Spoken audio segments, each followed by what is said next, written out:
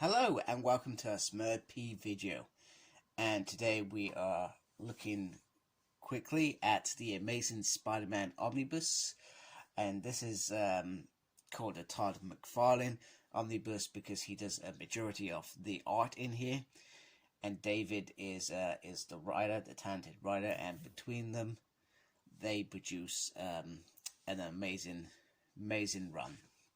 So here's the cover. I've picked the one with Spider in his normal costume. There is probably the I guess the better variant, which is him in his black costume, which was also a cover as well. I think this was a cover. I can't remember, to be honest with you. But I went for this, and to be honest with you, I got it for a good deal. So I was quite chuffed.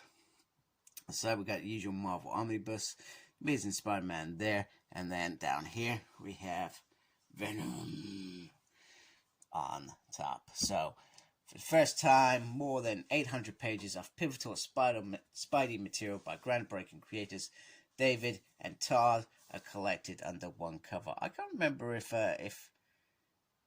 Todd does some of the writing as well. He may, as well as the art. And I'm sorry to some hardcore Spider-Man fans if I've offended you by not knowing that, actually, because I probably should have thought of that. Back we have all the covers, which is great, and this collects Amazing Spider-Man 296 to 329, and Spectacular Spider-Man Annual 10, which is great. So that is 34 issues of Spider-Man goodness, should we say, which I am very excited for. And then inside we got the creators. Yeah, so Todd,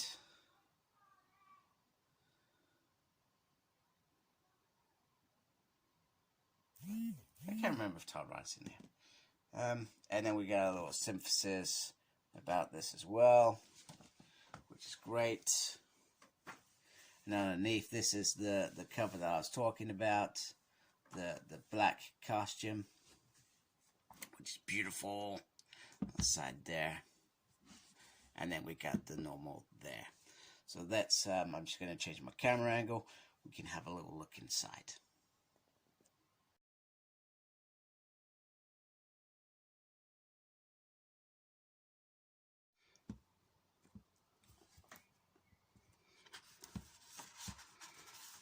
Here we go with some of the material from Inferno Prologue, I believe. I think that stuff's in the Inferno crossover. Okay, so writers is David and Glenn, and then Todd is pencil, and you got Alex, Eric, and Colleen who did some work as well. It says what issues they did as well. So I'm glad that I cleared that up, and I wasn't just in my mind. I felt like he was the artist, and then for some reason in my head I thought, well, maybe he writes it as well. I always love this, where it says where it starts. So this starts in January 1988, and finishes in 1990. So once again, I was whenever I've read, and I have read various issues throughout the 80s, the 80s. And early 90s. I feel like the late 70s is, that I'm reading at the present are going to be decent reads as well. I always liked that era in X-Men. I'm expecting good things from this as well. So he's still wearing a black costume, but this isn't the symbiote costume as well. Just worth noting. He just didn't want to go back to his old costume. I guess perhaps after this is when he perhaps changes his mind after he fights Venom. Once again, I'm very excited for that, and that's probably what spurred me to go all in to grab some of these amazing omnibuses. Because, like I said, I've been out of it. I've just been reading them on Marvel Unlimited, but I got I've been reading a lot of Venom, like from what Flash Thompson to back to Eddie Brock. I've been reading that Venom. I'm on Donny Cates right now, and I think that's what spurred me to go back and read some of Venom's earlier stuff, and hence there's a major bit in this as well. But I think that there is stuff before this as well. So, not before this in terms of Venom, but the lead up to Venom. But like I said, when I read this, I'll probably know. And I'm looking forward to reading it after this, because you got Maximum Carnage and all that jazz. Wow, I love that cover. That's beautiful. I may have read this one. Why do I recognize that one so much? There we go. Venom Returns. It's a nice cover. Oh man, I love this artwork. I love this artwork. And I'm coming up to my 1,000 video in the next sort of 8 days. I've already told my wife I need to do a big video for my 1,000th video, but I'm hoping to do a couple of pieces that are probably a little bit more personal to me, I guess, about me, so you as somebody who takes the time to watch me understands, hey, that's what this guy's about, sort of thing.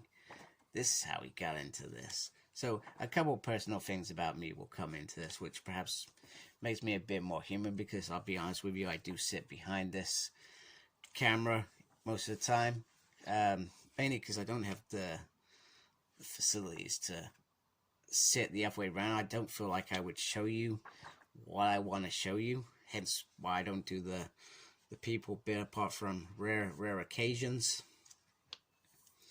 Anyway, you don't want to see me. Anyway, I haven't even done my hair yet. Is that Batman in there? I'm watching Batman Beyond, by the way. Just thought I'd tell you that. It's got some other pictures, Marvel Classics. So I'm presuming they did similar to X-Men. They released sort of a classic Spider-Man line to show people what happened before, because obviously back then graphic novels and stuff like that didn't happen. So the only thing that I know with X-Men, I brought the X-Men Classic book because there's an add-on, like, so Chris went back and made these characters a little bit more than what they were. So I'm not sure if they ever did anything like that with Spider-Man. It would be interesting to tell. I'm surprised there isn't like an intro or anything from Todd or anyone in here. I'm surprised at that. I would have thought that would have been in there, like there is a forward or in talking. They're usually really good. Oh, wait a minute. Here we go. There it is. It's by David. So David, I never claimed to have created Spider-Man, but in a way he created me. Oh, okay. That's quite interesting, because Spider-Man at this point had been going on for, what, 20 to 30 years? Maybe even longer at this point. So coming in at this point would have been, and to make something fresh and refreshing is sometimes difficult, and this is why sometimes writers doesn't go as planned, because they come in with all these ideas, but with so much history and depth, to make something new and fresh is probably a lot of hard work. And by the sounds of it, David did that with his writing, Todd did that with his artwork, and together they've created something beautiful. It's like Astonishing X-Men, Josh Whedon. It's the only X story he's ever written, and then you got John Cassidy with what he does, creating that beautiful artwork, and they complement each other to make this amazing run of, what was it, 25 issues? It's probably very similar to that. And sometimes you don't have to write for a very long time to be well known as a writer of Spider-Man. You can write a stint and create something beautiful and then leave and never return, you know. And since then we've obviously got the longest Spider-Man writer anyway. Is it Dan? I'm gonna say Dan Slott, don't shoot me if I'm wrong. But Dan was on it for what, well over a decade, etc. And clearly he loved it. He did some good work. I actually enjoyed what he did. So anyway, there is my sort of overview, and I kind of blabbered about lots of other things. Probably because I haven't actually read this. So And plus, I don't always like telling people what happens in the story. I know I do that with comics. I talk through what happens in that issue. But in terms of omnibuses, I feel like when you're buying omnibus, you just want to see what it is about and what it does. And I forgot to do this bit as well. And then just understand why you would buy it. There is the binding. I always forget this, and I'm really sorry. I need to try and be a bit better. Remember, just show you the binding. I don't know what type of binding is.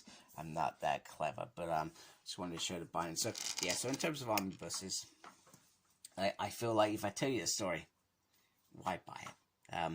But I want to give you an overview of what it's about. So in this, you've got Venom, but you've also got the other stuff, which is various different villains, and that's what Spider-Man was. You know, you'd have Mysterio for a couple of not episodes. You'd have Doc Ock, he's in this. You got the Lizard. You know, you got other characters. You got his relationship with Mary Jane, because they're now, spoiler, married. And you got Aunt May, obviously, as well, who clearly is a big part of that family unit and how they come together. They've also got their careers and the usual problems that probably happen with Spider-Man, etc. So anyway, thank you for watching. Please subscribe to my channel if you haven't. Make sure you look after yourself. Very important. And embrace the geekiness. Take care. Goodbye, folks.